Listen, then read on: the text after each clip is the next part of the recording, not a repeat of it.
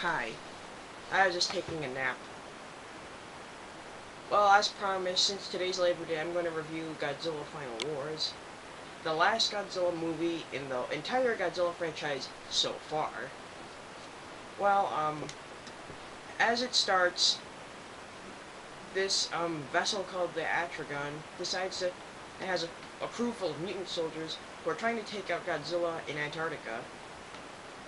And, of course, they bury him. And then a bunch of years later, monsters appear all over the world, basically. Same concept as Destroy All Monsters. Basically a remake, as, James D. Wolfe said in his Godzilla-thon. So, they appear everywhere, then decide to get Godzilla out. Godzilla beats them all. And, of course, it sums up to Monster X. And, of course, he tries, but he almost can't quite handle it. Gigan shows up, and, of course, Mothra decides to sacrifice herself in order to defeat him. Godzilla!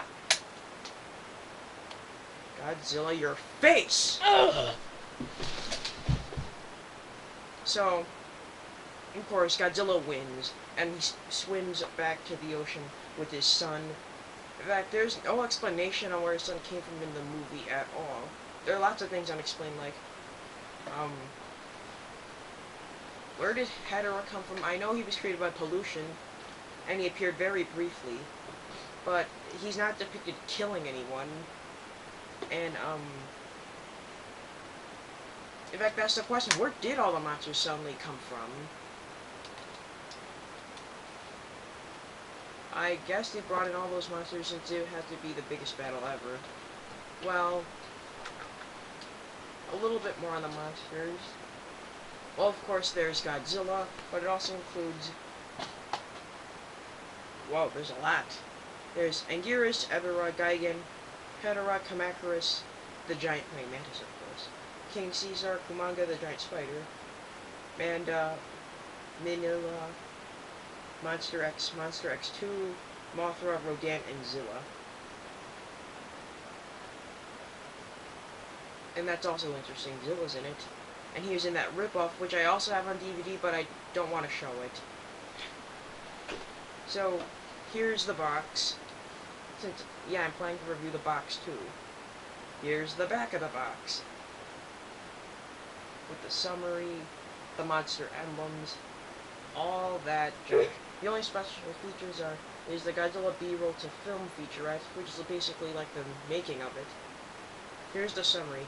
In what may be the greatest episode of this legendary series, Godzilla celebrates his 50th birthday with the world's most ferocious monsters crashing the party, turning the entire globe into a mega destructive birthday bash. The Earth Defense Force has a little surprise gift for their green nemesis too. They intend to finish him off once and for all. Reading beyond the environs of Tokyo, Rodan, Gigan, Mothra, and more of their nefarious friends attack the Statue of Liberty, the Eiffel Tower, and other premier tourist destinations. But before you can say run for your life, a superior alien force appears to save Earth. Or so it seems. Well, his legacy, basically, you know what. It's nearly ended by now. But Legendary Pictures is planning Godzilla 2012. All of you G-fans know that. It will burn in the flames of heck. Sure. So, and his legacy recently continued with the game Godzilla Unleashed. I have the 3 Godzilla games, you know, like Save the Earth and Destroy All Monsters Melee. So, quit attacking me.